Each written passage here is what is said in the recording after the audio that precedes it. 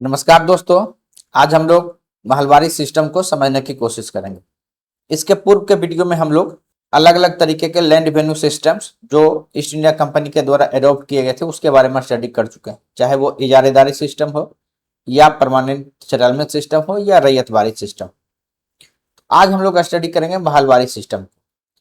जैसा कि हम लोग पूर्व के वीडियो में स्टडी कर चुके हैं कि आपका बंगाल, बिहार और उड़ीसा यहाँ पर परमानेंट सेटलमेंट जो है आपका इंप्लीमेंट कराया गया था। वहीं साउथ में देखिएगा, चाहे वो मद्रास प्रेसिडेंसी हो या बॉम्बे प्रेसिडेंसी हो, वहां पर आपका रैयतबारी सिस्टम जो है अडॉप्ट किया गया था। लेकिन इस समय के साथ आपको पता है कि टेरिटोरियल जो आप कह सकते हैं एक्सपेंशन ब्रिटिशर्स का बढ़ते हुए जा रहा था।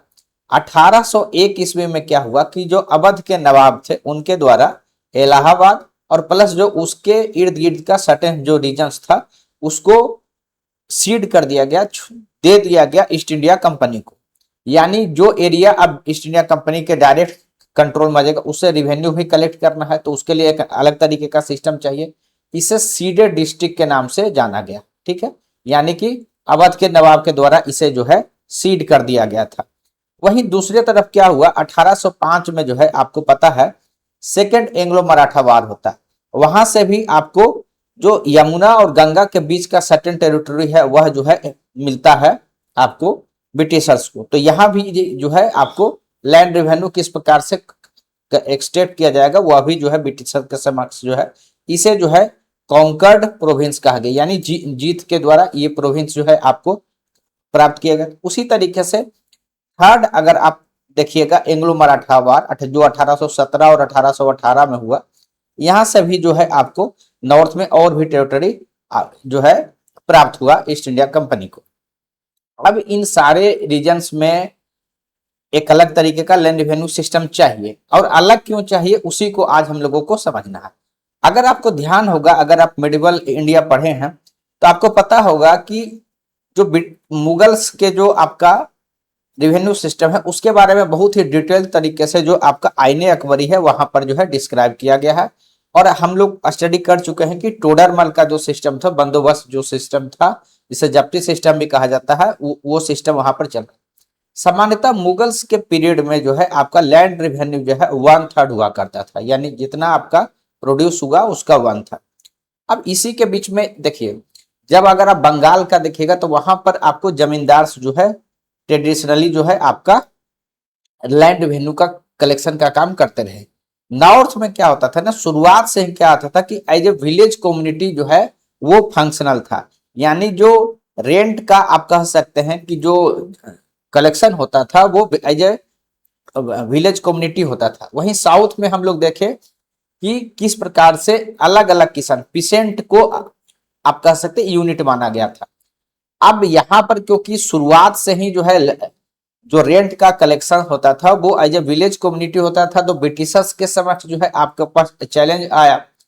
क्योंकि जब से 1757 के पास से क्या होता है कि जैसे ही जमींदारी राइट्स मिलता है, रिवेन्यू दीवानी राइट्स मिलता है, तो यहाँ से क्या आपका प्राप्त इनको मिलता है। अलग अलग तरीके का सिस्टम जो है अडॉप्ट किया गया। जैसे मान के चलिए कि इजारेदारी सिस्टम जब अडॉप्ट हुआ था तो उसका कमी जो है जब 1770 में फेमाइन है वहां निकल गया। उसी तरीके से जब परमानेंट सेटलमेंट हुआ वहां भी देखने को क्या मिला कि मात्र जो है 1793 में जो है लागू होता है और 1815 जाते जाते मात्र 22 साल में लगभग 50% जमींदार जो है वो जमींदारी छोड़ चुके हैं। यानी वहां भी जो ब्रिटिशर्स का एम था वो कंप्लीट होता हुआ नहीं दिख रहा। और साउथ में जो रैयतवाड़ी सिस्टम में अडॉप्ट किया गया कि एक एक किसान के साथ जो है एग्रीमेंट किया गया, उनको इंडिविजुअल जो है रेंट फिक्स किया गया, उनको पट्टा दिया गया। यहाँ पर संभव क्यों नहीं हो रहा था, क्योंकि यहाँ जो है ट्रेडिशनली क्या था, एज ए विलेज कम्युनिटी जो है रेंट देने का था।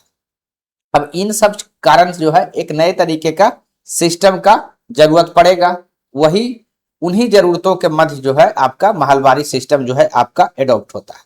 अब हम लोग इस देखिए, अगर आप देखिएगा परमानेंट सेटलमेंट जो बंगाल में था तो आपका वहां देखिए जमींदार का सिस्टम था। ये यहाँ पर जो है सिस्टम उस तरीके का नहीं था, जहां आपका जो आपका चाहे वो सीडेड डिस्ट्रिक्ट की बात कर लीजिए या कॉन्कर्ड जो प्रोविंस जो हम लोग अभी चर्चा किए, गंगा यमुना के बीच का रीजन देख लीजिए या इलाहाबाद के पास का रीजन देख लीजिए, ठीक है, या फिर बाद में जो है जो प्रोविंस जीते जाते जैसे पंजाब वगैरह का देख लीजिए।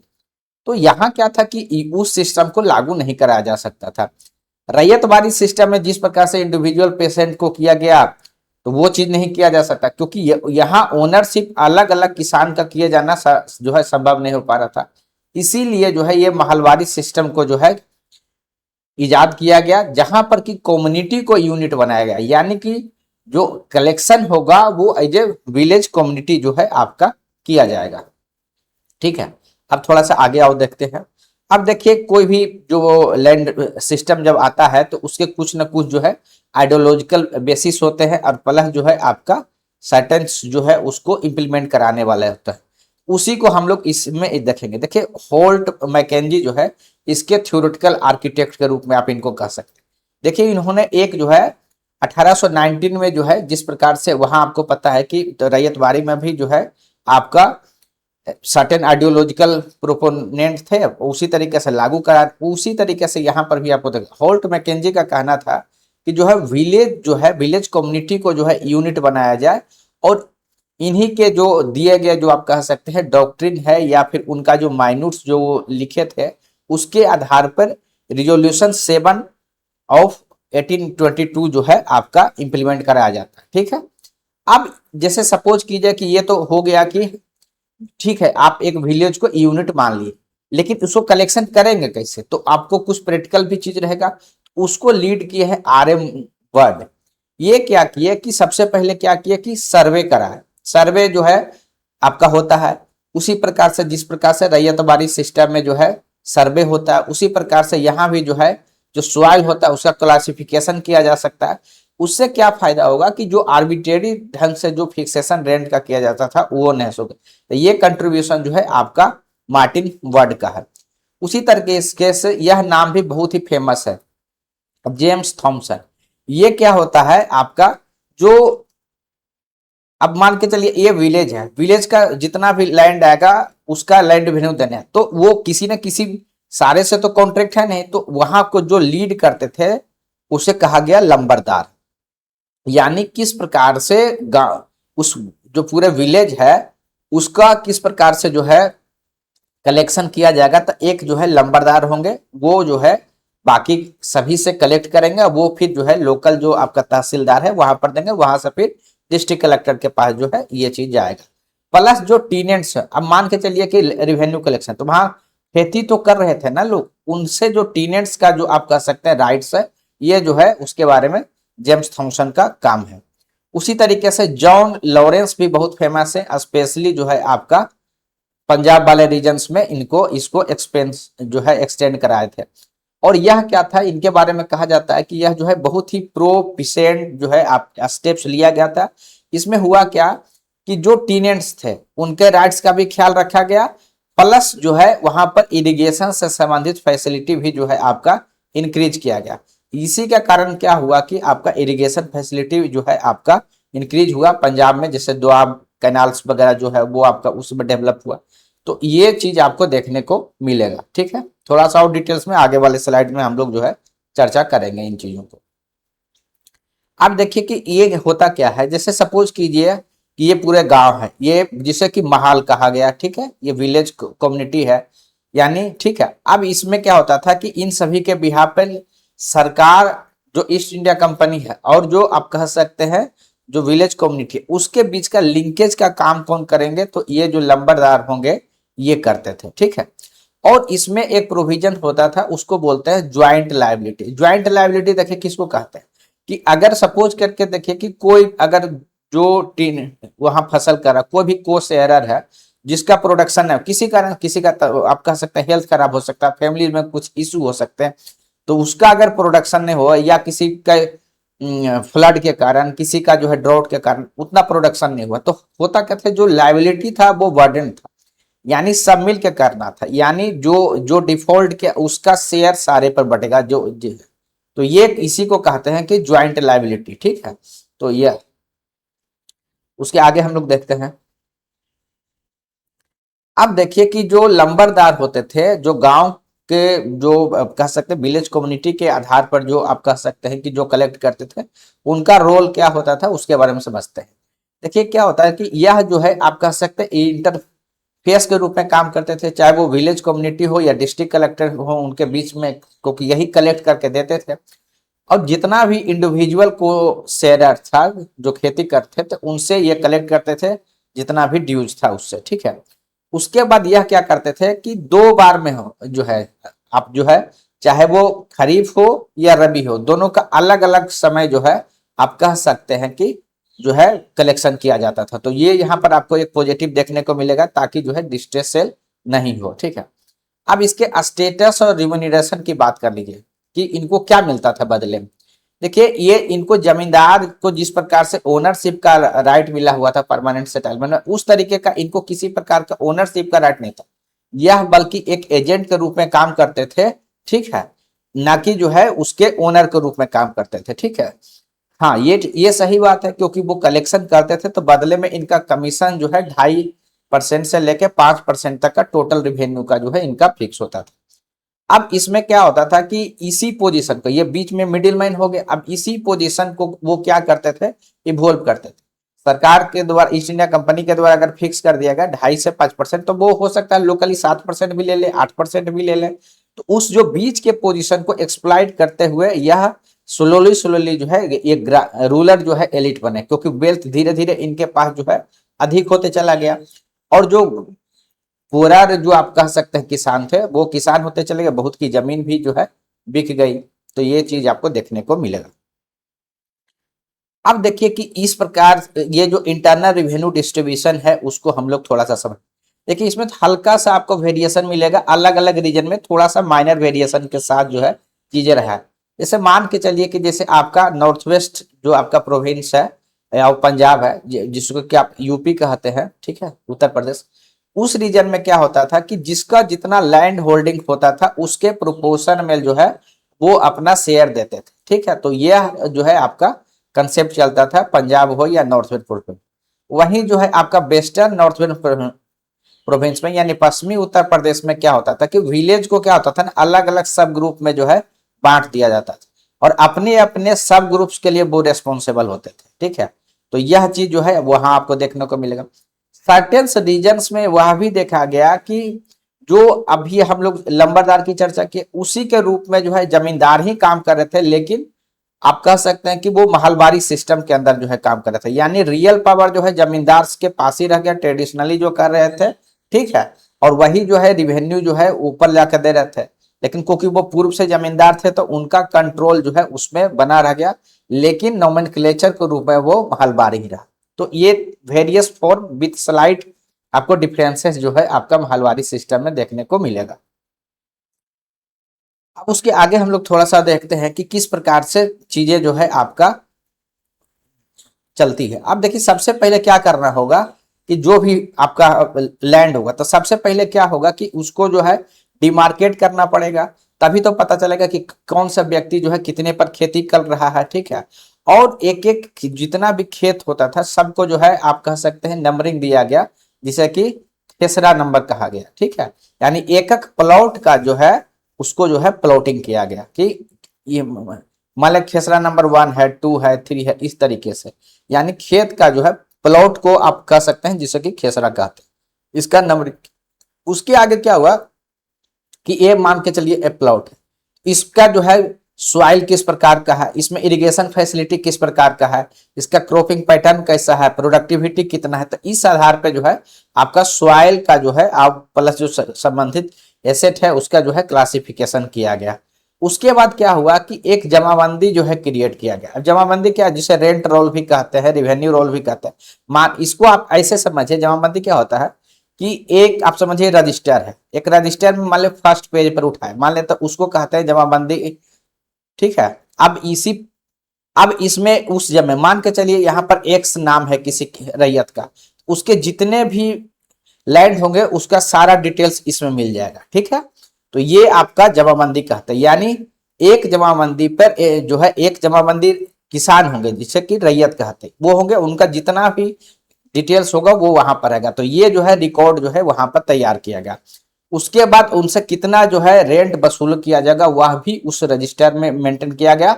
खरीफ और जो है रबी में कितना किया जाएगा, तो यह भी जो है चीज जो है आपका उसमें मेंटेन होता है, ठीक है।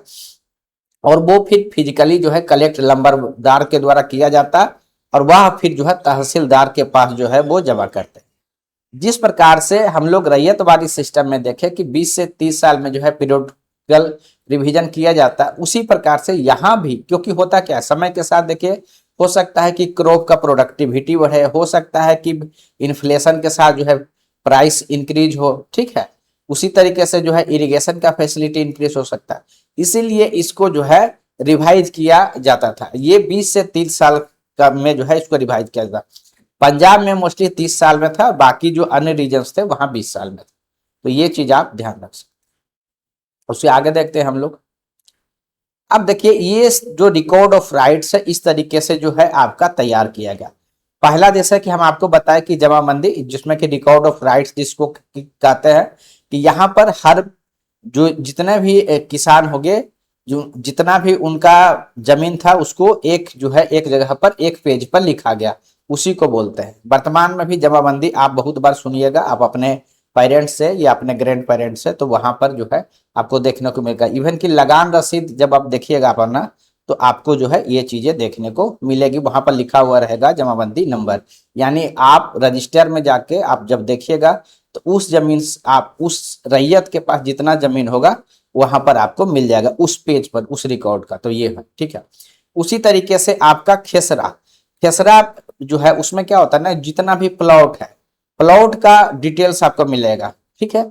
उसका किस प्रकार का सॉइल था, उसका क्लासिफिकेशन किस में किया गया, उसको उस समय मान के चलिए एक प्लॉट में मान लिया 1 बीघा है, तो इसमें कौन कौन खेती कर रहे थे, चौहद्दी क्या है, ठीक है, उसका किस प्रकार का सॉइल है, कौन से जो ग्रेडिंग क्या दिया गया, सब कुछ आपको खेसरा रजिस्टर में मिल जाएगा।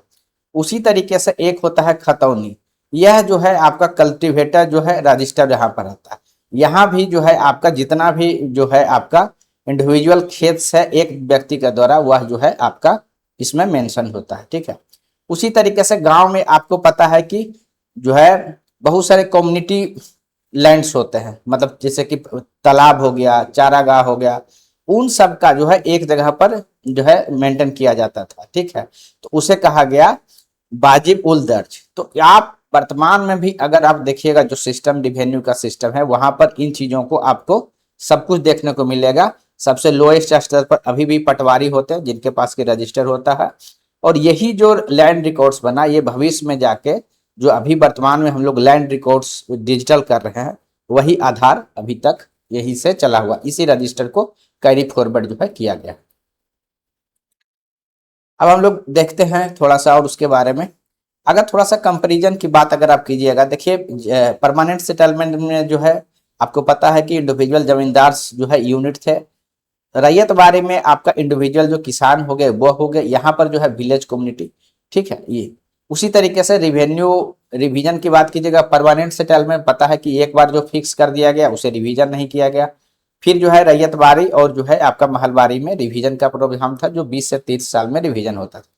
आइडियोलॉजिकल बेस हम लोग जो है चर्चा कर चुके हैं, फिजियोक्रेसी है, यूटिलिटेरियन है, प्लस फिजियोक्रेट्स भी इसमें भी है, प्लस जो है आपका महलबारी में प्रेगमेटिज्म रिकॉग्निशन, जिसके बारे में हम लोग हर वीडियो में चर्चा कर चुके हैं। यहाँ देखिए क्या होता है कि की डिफेक्ट क्या होगा, इंटरमीडिएरी एक्सप्लॉइट, यहाँ जमींदार के द्वारा बहुत ही एक्सप्लॉइटेशन किया गया। रैयत बारे में क्या होगा, क्योंकि हर किसान जो है उतना बर्डन हैवी लैंड रिवेन्यू होने के कारण बियर नहीं करने लगे और लैंड एलिनिएशन बहुत तेजी से हुआ, ठीक है। यहाँ पर क्या हुआ, सबसे जो मेजर डिफेक्ट में ज्वाइंट लाइबिलिटी के कारण क्या हुआ, आपस में जो ग्रामीणों का जो विलेज कम्युनिटी के रूप में जो ब्रदरहुड था वह जो है धीरे धीरे टूटने लगा, यानी विलेज में जो है कॉन्फ्लिक्ट बढ़ने लगा। तो ये आपका, अब हम लोग इन चीजों के बारे में जो है थोड़ा सा हम लोग जो है इसको देख ले कि किस रीजन में स्पेशली है। देखिए ये पंजाब वाला जो रीजन है, नॉर्थ वेस्ट प्रोविंस है, सेंट्रल प्रोविंस है, यहाँ ये तीनों जगह, ठीक है, यूपी एमपी प्लस पंजाब का जो रीजन है, तो यहाँ पर जो है आपको महलबारी सिस्टम देखने को मिलेगा। ये शुरुआत में 18 जो है आपका 1822 में जो है इसे लागू किया गया था, ठीक है। पंजाब में आपका जो है थोड़ा समय लगा था, 1849 के बाद जो है इसको जो है जॉन लॉरेंस के द्वारा जो है आपका लागू किया गया था। उसी तरीके से सेंट्रल आपका प्रोविंस की बात कीजिएगा तो वहां पर 1856 के बाद जो है आपका इसमें क्या होता है कि सेंट्रल प्रोविंस एंड जो है आपका इम्प्लीमेंट अवध का जो है आपका डिस्टर्ब होता है, ये सिस्टम जो महलवारी का सिस्टम है, वहां पर फिर जो है ताल्लुकदार जो सिस्टम होता है उसको जो है रिस्टोर किया जाता है। तो ये चीजें आपका इंपॉर्टेंट रहेगा।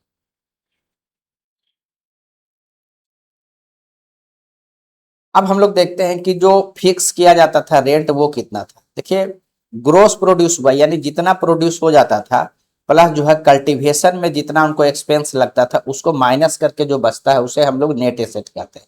और नेट एसेट का 50 से 66% के बीच जो है अलग अलग रीजन्स पर अलग अलग आप कह सकते हैं सॉइल की क्वालिटी ग्रेडिंग के आधार पर जो है फिक्सेशन जो है आपका किया जाता था। तो आप देख सकते हैं कि कितना हाई लैंड रेवेन्यू सिस्टम यहाँ पर है। ठीक है,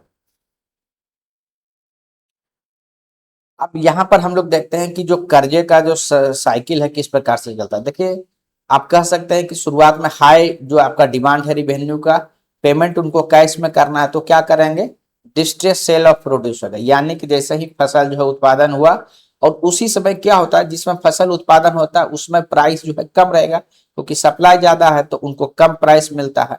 और वो आप कह सकते हैं अगर पेमेंट नहीं कर पाते हैं तो वो कहाँ जाएंगे, मनी लेंडर के पास जाएंगे। मनी लेंडर के पास जाएंगे तो वहां हैवी इंटरेस्ट देना पड़ेगा।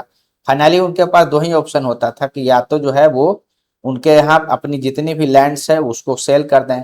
तो इस चीज के कारण क्या हुआ कि समय के साथ जितना भी जो एग्रीकल्चरल जो फील्ड में जो काम कर रहे थे छोटे छोटे पीसेंट, उन सबकी जमीन जो है जो नॉन एग्रीकल्चरल फील्ड में थे, चाहे वो साहूकार हो, बेल्दी जो कह सकते हैं पीसेंट हो, उनके पास जो है चला गया, जो खुद से खेती नहीं करते थे सब लेट करते थे। तो यह सिस्टम जो है यहाँ पर भी देखने को मिलेगा। सिमिलर जो है आपको रैयतवाड़ी में भी हम लोग चर्चा किए थे। ठीक है, अब हम लोग इसके कॉन्सिक्वेंसेस को थोड़ा सा देखते हैं। देखिए कुछ पॉजिटिव कॉन्सिक्वेंसेस के बारे में सबसे पहले हम लोग चर्चा करेंगे। सबसे पहले इकोनॉमी में चर्चा करें। देखिए हुआ क्या कि इसमें सिक्योरिटी ऑफ जो टेन्योर मिला स्पेशली पंजाब वाले रीजन में टीनेंट्स को, तो उससे क्या हुआ ना कि आपका एग्रीकल्चर में आप कह सकते हैं कि इन्वेस्टमेंट बढ़ा। उसके कारण क्या हुआ था कि लैंड कह सकते हैं इंप्रूव हुआ और वहां पर स्पेशली पंजाब में जो है इरिगेशन पर काम हुआ था। तो वहां जो वेल्स है, कैनाल है, इस सब का इरिगेशन बढ़ा। इसी कारण पंजाब में आप देखेगा कि प्रोडक्टिविटी जो है आपका बढ़ा। दूसरा क्या हुआ कि क्योंकि जो है आपका फिक्स हो गया था, पीरियोडिकली जो है आप फिक्स हो गया था, उसके कारण रिवेन्यू जो है प्रेडिक्टेबल हो गया था। इसके कारण क्या हो रहा था कि वो लोग बेहतर प्लानिंग कर पा रहे थे। ये आपका पॉजिटिव में रहेगा। पंजाब का अगर आप प्रोस्पेरिटी देखिएगा तो स्पेशली जो है आपका लॉरेंस का जो एडमिनिस्ट्रेशन है वो उसके लिए बहुत ही कह सकते हैं कि एक की फैक्टर रहा, क्योंकि वहां पर क्या हुआ ना कि जब थॉमस लॉरेंस था उसके समय एग्रीकल्चर में बहुत ही ग्रोथ हुआ, प्लस कैनाल का जिस प्रकार से ग्रोथ हुआ तो वह जो है पंजाब का कह सकते हैं भविष्य में जो ग्रोथ हुआ उसका जो है नींव यहाँ पर रखा गया। दूसरा क्या होता है कि यहाँ देखिएगा जो फसल का जो आपका साइकिल था, चाहे वो खरीफ हो या रबी हो, उस हिसाब से जो है उनको कलेक्शन किया जा रहा था। इससे क्या हो रहा था आप कह सकते हैं कि जो मजबूरी में डिस्ट्रेस सेल था वो कम से कम था। ठीक है, अब साल भर में एक ही बार लेगा तो और डिस्ट्रेस सेल होगा, तो यहाँ पर अलग अलग साइकिल के हिसाब से था तो डिस्ट्रेस सेल इसमें जो है कम था। लेकिन यहाँ पर निगेटिव्स भी बहुत था। निगेटिव में देखिए आपको देखने को क्या मिलेगा कि रिवेन्यू जो रेट था वो बहुत हाई था। हम लोग चर्चा किए कि किस प्रकार से जो नेट आपका जो प्रोड्यूस है उसका 50 से आपका 66% तक था, जो बहुत ही हाई है। जो भी इकोनॉमिस्ट हुए, चाहे आप दादा भाई नौरोजी की बात कर लीजिए, आरसी दत्त की बात कर लीजिए, सभी जो है इसको बहुत हाईली जो है एक्सप्लॉइटेटिव मानते हैं। ठीक है, उसी तरीके से क्या हुआ क्योंकि पेमेंट नहीं हो पाता था तो वहां पर जो है आपका मनी लेंडर्स का भी बहुत अधिक जो है आप कह सकते हैं कि जो है ग्रोथ हुआ या रेज हुआ। दूसरा बात क्या हुआ, एक और जो सबसे मेजर जो यहाँ का पॉजिटिव पहले से था, ज्वाइंट लायबिलिटी पहले क्या था कि लोग शेयर करते थे, लेकिन जब कोई भी अगर डिफॉल्ट करता था तो शेयर जब सब पर जाने लगा तो सब में क्या हुआ कि आप कह सकते हैं कि इंसेंटिव नहीं रहा। उसमें क्या होता है कि कोई भी दूसरे का लोड नहीं लेना चाहता, तो आप कह सकते हैं कि इसके कारण जो है आपस में तनाव भी बढ़ा और प्लस एग्रीकल्चर में इन्वेस्ट करने का जो एक इच्छा होता है वह भी जो है लोगों के अंदर कम होने लगा। क्यों? क्योंकि लोग को लगेगा कि हम इतना मेहनत करें, 4 आदमी बैठा हुआ, तो वो अगर नहीं प्रोड्यूस करेगा तो हम ही को देना पड़ेगा, तो हम क्यों करें? तो ये वाली फीलिंग भी यहाँ पर देखने को मिला। दूसरा क्या हुआ कि फ्रेगमेंटेशन ऑफ होल्डिंग्स भी हुआ, ठीक है। तो यहाँ पर क्या हुआ कि जो है आप लैंड का जो ग्रोथ है वो हुआ नहीं। जैसे लैंड का ग्रोथ कहने का मीनिंग है कि नए नए जो आप कह सकते हैं लैंड, जो चाहे वो फॉरेस्ट होंगे या मार्शी लैंड होंगे या फिर जहां पर बुश होंगे, उनको अधिक से अधिक कवर करके जो है लैंड एग्रीकल्चर लायक बनाया जाता, तब तो फायदा होता। लेकिन जनसंख्या बढ़ते चला गया और उस तरीके का लैंड का एक्सपेंशन नहीं हुआ। उसके कारण क्या हुआ कि आप एक जनरेशन के बाद अगर 4 बेटा हुआ तो उसमें फ्रेगमेंटेशन होगा। इसके कारण क्या होना कि लैंड का जो है फ्रेगमेंटेशन आपको बहुत देखने को मिलेगा। और एक कॉमन जो हमेशा देखने को मिला है इकोनॉमिक एक्सपेक्ट में, कि जो छोटे छोटे इंडस्ट्री थे वह जो है आप कह सकते हैं समय के साथ जो है वहां से गायब हो गए, ठीक है, डी इंडस्ट्रियलाइजेशन हुआ। सोशल अगर आप देखिएगा फैक्टर्स की बात कीजिएगा सोशल प्रभाव का, तो देखिए सबसे पहले क्या हुआ कि जो कास्ट बेस्ड जो हायरार्की था वो आपको और जो है रीइंफोर्स हो गया। क्योंकि जो अपर कास्ट थे, चाहे वो देख लीजिए इस रीजन में स्पेशली जाट्स हैं, राजपूत हैं या ब्राह्मण्स हैं, इनके पास क्या हुआ कि जो लैंड का कंसोलिडेशन और बढ़ते चला गया। जो छोटे किसान अगर नहीं दे पाए तो इनके पास सेल करते। इसके कारण क्या हुआ कि वो प्रभाव जो कह सकते हैं कि कास्ट का जो डोमिनेंस है वो बढ़ते हुए चला गया। और जो लोअर कास्ट का के जो लोग थे, जो कल्टिवेटर्स थे, उनका आप कह सकते हैं कि इरोजन हुआ। क्यों? क्योंकि उनके पास लैंड का साइज छोटा होता था और वो हमेशा इस हैवी रेवेन्यू को पे नहीं कर पाते थे, ठीक है। एक और नेगेटिव चीज हुआ जिसके बारे में चर्चा कर चुके कि विलेज कम्युनिटी जो है आपका यहाँ पर वीक होता है, ठीक है। और लंबरदार जो थे वो आपको पता है कि जो उनको जो है कमीशन मिलता था, तो वह जो है स्लोली स्लोली क्या हुआ, वो एक जो है आप कह सकते हैं कि पावरफुल रूरल एलिट के रूप में आपका इवोल्व, ठीक है। वुमेन का देखिए एक और पैट्रियार्कल एंगल अगर आप देखिएगा, देखिए जितना भी रिकॉर्ड्स बना हम लोग देखे कि किस प्रकार से जमाबंदी बना, केसरा पंजी बना, ठीक है। उसके बाद कम्युनिटी जो प्रॉपर्टी था उसके लिए अलग रजिस्टर बना, लेकिन कहीं भी जो आप कह सकते हैं जो टाइटल होता था, जो वह जो है वुमेन के नाम से नहीं था, ये हमेशा मेल के नाम से था। यानी प्रॉपर्टी का जो राइट्स आप कह सकते हैं जो ट्रांसफर होते चला जाएगा वह मेल हायरार्की में जाएगा। इसके कारण कह सकते हैं कि वुमेन का जो आप कह सकते हैं एक्सक्लूजन आपको देखने को मिलेगा, ठीक है। तो यह चीज आप यहाँ पर आर्टिसंस किस प्रकार से डी इंडस्ट्रियलाइज हुए आपको समझ में आ ही गया, ठीक है। अब आर्टिसंस किसके यहाँ काम करते थे? जो थोड़ा सा वेल ऑफ होंगे उन्हीं के यहाँ वो काम करते थे। अब जो आप कह सकते हैं लंबरदार छोड़ के बाकी जो बीच के लोग होंगे उनकी स्थिति खराब हो रही, तो इनका ऑटोमेटिकली जो है क्राफ्ट से कौन खरीदेगा, कौन परचेज करेगा? तो ये इसके कारण क्या हुआ, जब सेल नहीं होगा तो इनको इनकम नहीं होगा, तो वो क्या करेंगे, या तो दूसरे प्रोफेशन में शिफ्ट करेंगे या लैंडलेस लेबर के रूप में काम करेंगे। तो ये सारी चीजें यानी इसके कारण आर्टिसंस का भी जो है आप कह सकते हैं कि बहुत नुकसान हुआ। और इसी का कारण आपको जाके देखने को मिलेगा कि फ्यूचर में बहुत तरीके का जो आपका पॉलिटिकल जो अपराइजिंग्स हुआ है, जैसे स्पेशली जो है 1857 का, जब इसके बारे में स्टडी करेंगे डिटेल से तो आपको बताएंगे। लेकिन यह जो सिस्टम था महलवारी सिस्टम, यहाँ पर जिस प्रकार से हाई डिमांड्स थे, ठीक है, तो अब जिस प्रकार से रेवेन्यू को बढ़ाया जा रहा था वह भी एक वन ऑफ द मेजरमेंट्स रहा। अन्य फैक्टर्स तो है 1857 का जो रिलीजियस एंगल है, एक इकोनॉमिकल एंगल है, लेकिन यह कारण जो है आपका महलवारी जो सिस्टम था जिसके कारण जो है आप कह सकते हैं कि लोगों की स्थिति अच्छी नहीं थी। यह जो है एक जो है बहुत ही डिसकंटेंटमेंट किसानों के बीच जो है उसमें रहा। और इसी के कारण क्या हुआ कि 1857 के बाद पूर्व में भी आपसे चर्चा की है कि ब्रिटिशर्स जो है मोर कंजर्वेटिव हो गए, और जो आपका ताल्लुकदार थे, जो ट्रेडिशनल जो बड़े बड़े जो लैंडलॉर्ड्स थे, उनको रिस्टोर किया गया ताकि किसी प्रकार के फिर से अगर कोई आंदोलन होता तो इनका समर्थन हमारे पास रहे। तो महाल से हटके ये फिर से जो है ताल्लुकदार का जो सिस्टम था उसके पास ये लोग जो है जाते।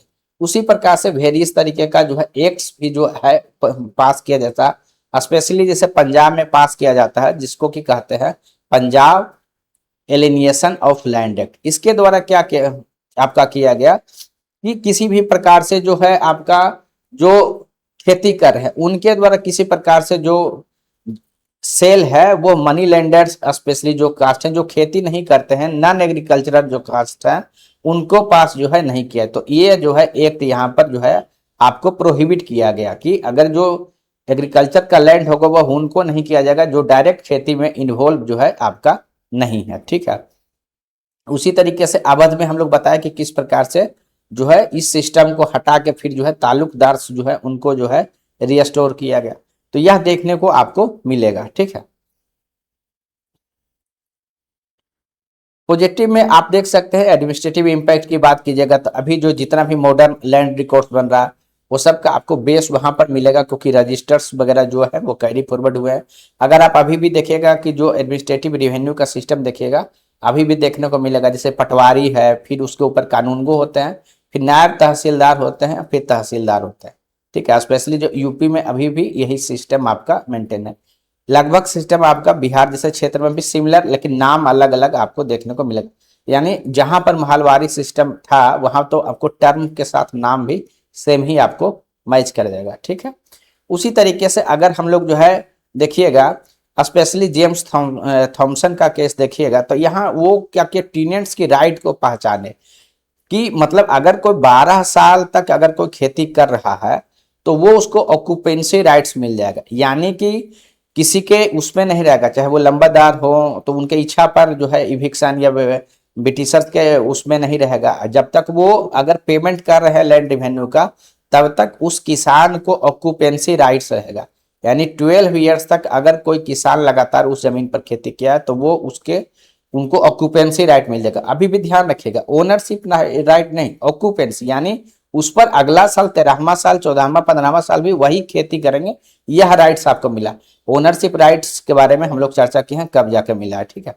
इसी के कारण यह जो है आप कह सकते हैं कि यह आपका एक टेम्पलेट के रूप में काम किया और इवन की पोस्ट इंडिपेंडेंस में जब लैंड रिफॉर्म्स हुआ तो एक टेम्पलेट के रूप में काम किया, ठीक है। तो यह चीज आप देख सकते हैं उसके पॉजिटिव्स में से आपको देखने को मिलेगा। पटवारी का जिस प्रकार से सिस्टम से वह भी जो है इंस्टीट्यूशनलाइज हो गया उसी समय, ठीक है। रेवेन्यू एडमिनिस्ट्रेशन का मॉडल जो है वहीं से चला हुआ आ रहा है। सर्वे ऑफ इंडिया का फाउंडेशन भी आपको देखने को मिलेगा, ठीक है। अब इन सब जो आप अभी हम लोग महलवारी सिस्टम पढ़े उसके बारे में अलग अलग हिस्टोरियंस का व्यू है, ठीक है। इसको जिनका ऑप्शनल है वो आप जो है स्लाइड को आप रोक के स्थिति से पढ़ ले सकते हैं। जीएस के लिए उतना जो है इंपॉर्टेंट नहीं है। जीएस में हमेशा जो है कॉमन एंगल जो ऊपर में चर्चा किए वही इंपॉर्टेंट है, लेकिन अगर किन्हीं का ऑप्शनल है तो आपको ये हेल्प कर सकता है। अब देखिए ये किस प्रकार से 1822 में जो रेगुलेशन 7 आया और इस समय से किस प्रकार से जो है हम लोग प्रेजेंट इन जो आपका इंडिया है वहां पर किस प्रकार से चाहे वो लैंड रिकॉर्ड्स को हम लोग डिजिटाइज कर रहे हैं, वहां पर जो है किस प्रकार से वो हेल्पफुल हो रहा है। या इवन कि पंचायती राज में देखिए जो आपका आप कह सकते हैं कि ग्राम सभा को किस प्रकार से जो है आपको इम्पावर किया गया। तो ये सब का आपको जो विलेज कम्युनिटी को जो क्या क्या काम पहले करते थे उस तरीके का रिकॉग्निशन भी आपको पंचायती राज में देखने को मिला। तो ये कहने का मीनिंग है कि आपको जो पास्ट से अभी प्रेजेंट का लिंकेज है वो भी, हाँ एक चीज और ध्यान दीजिएगा, उस समय भी जैसे पटवारी का सिस्टम था तो वो क्या होता था ना, जब वो सर्वे रिकॉर्ड्स वगैरह बनाते थे तो करप्शन उसमें भी बहुत होता, क्योंकि जो लोकल होते थे चाहे वो लंबादार होंगे तो उनसे ये नेक्सस हो जाता था या इनके जो है आप कह सकते हैं इनको प्रभावित करके रिकॉर्ड्स वगैरह जो है मैनिपुलेट जो है कराया जाता था, ठीक है। तो यह चीज जो है आपको ध्यान रखिएगा, ठीक है। ज्वाइंट लायबिलिटी किस प्रकार से जो है आपको कलेक्टिव पनिशमेंट बना, यह भी हम लोग चर्चा किए कि अगर एक जो है किसी का उत्पादन नहीं हो पाता था तो शेयर सबको करना पड़ता था, ये सब हम लोग चर्चा किए। एक्सेसिव डिमांड था, यह सब हम लोग जो है चर्चा किए, ठीक है। तो अब क्या है कि ये बात तो सही है कि यह जो है इकोनॉमिक मॉडल के रूप में जो है सस्टेन नहीं कर पाया, लेकिन आप कह सकते हैं कि एक अभी वर्तमान का भी जो एडमिनिस्ट्रेटिव जो ब्लूप्रिंट है उसको वो जरूर प्रोवाइड किया। चाहे देखिए जिस प्रकार से हायरार्की है अभी भी रिवेन्यू में वो आपका यहाँ से देखने को मिलेगा। यह बात भी सही है कि यह जो विलेज का कम्युनिटी का जो कंसेप्ट था उसको डिस्ट्रॉय किया, ठीक है। तो ये सारी चीजें जो है आपको देखने को मिलेगा। समय के साथ जो विलेज कम्युनिटी था उसको जो है आपका ब्यूरोक्रेटिक जो मशीनरी के द्वारा जो है आप कह सकते हैं रिप्लेस किया गया और वही लगभग अब मोर रिफाइंड फॉर्म में जो है अभी भी ब्यूरोक्रेसी रिवेन्यू जो है आपका ब्यूरोक्रेसी चलता है। तो ये सारी चीजें आपको देखने को मिलेगा महलबारी सिस्टम। अब हम लोग क्योंकि हम चारों जो आपका टॉपिक्स है उसको कवर कर चुके हैं, तो लास्ट में सभी से सिर्फ इतना कहना चाहेंगे कि आप जो चारों लैंड रेवेन्यू सिस्टम है आप हमेशा इस तरीके से सोचिएगा, तो पॉइंट्स आपको आसानी से जो है मेमोराइज भी हो जाएंगे। देखिए 3-4 चीज सोचिए कि एक यहाँ पर ईस्ट इंडिया कंपनी है, यहाँ उनको नया टेरिटरी मिलेगा, ठीक है। अब उनको इससे जो है एक्सट्रैक्ट करना है लैंड रेवेन्यू, तो कहीं पर उनको जो है एक यहाँ के लोकल जो है आप कह सकते हैं अगर कोई सिस्टम है पूर्व से, जैसे कि जमींदारी सिस्टम था, आप उसको यूज किया जा सकता है। जहां नहीं होगा तो वो किसान से डील कर रहे हैं, जहां नहीं है तो कम्युनिटी से डील कर रहे हैं। हमको मेजर करना है कि कितना लेना है, तो कहीं पर परमानेंट फिक्स कर दिया गया पुराने लैंड रेवेन्यू कलेक्शन के आधार पर, कहीं पर जो है सर्वे करा के कराया गया है, ठीक है। उसी तरीके से सर्वे कराने के लिए किस प्रकार से जो है आपको कह सकते हैं स्टाफ्स लगेंगे, ह्यूमन रिसोर्स लगेंगे, वो आपको एंगल यहाँ पर सोच लेना है। उसी तरीके से इकोनॉमिकल एंगल तो आप इतना चर्चा कर चुके, आप सोच सकते हैं। सोशल एंगल भी आपको हमेशा सोचना है, ठीक है। प्लस जो है एडमिनिस्ट्रेटिव एंगल भी आपको सोचना है। तो आपके पास हमेशा एनफ पॉइंट्स हो जाएगा, चाहे वो प्रीलिम्स के में अगर कोई क्वेश्चन अगर कंसेप्ट से आता है या मेंस में अगर आता है, क्योंकि एक ना एक क्वेश्चन जो है आपको कहीं ना कहीं लैंड रेवेन्यू सिस्टम से आपको देखने को मिलेगा। ऑलमोस्ट सारे एग्जाम में इस तरीके का क्वेश्चंस आते ही हैं, स्पेशली मेंस बेस में तो जरूर आएंगे। तो लैंड से रेवेन्यू लेना है, उससे संबंधित कितने तरीके के ईस्ट इंडिया कंपनी के द्वारा एडॉप्ट किया, इसको हम लोग बहुत ही डिटेल से स्टडी किए हैं। लास्ट के सभी वीडियो जो है आपके इस चैनल पर उपस्थित है, तो आप जरूर जाके देखिए, चारों वीडियो को देखिएगा तो जरूर उम्मीद करते हैं कि आपका सारा कंसेप्ट क्लियर हो जाएगा। तो थैंक यू वेरी मच दोस्तों। अगर किसी भी प्रकार का आपका कमेंट है, सुझाव है, सजेशन है, आप जरूर कमेंट बॉक्स में दीजिए। अगर आपको वीडियो अच्छा लगता है तो काइंडली लाइक कीजिए, अधिक से अधिक लोगों के बीच जो है शेयर कीजिए, सब्सक्राइब कीजिए। तो थैंक यू दोस्तों।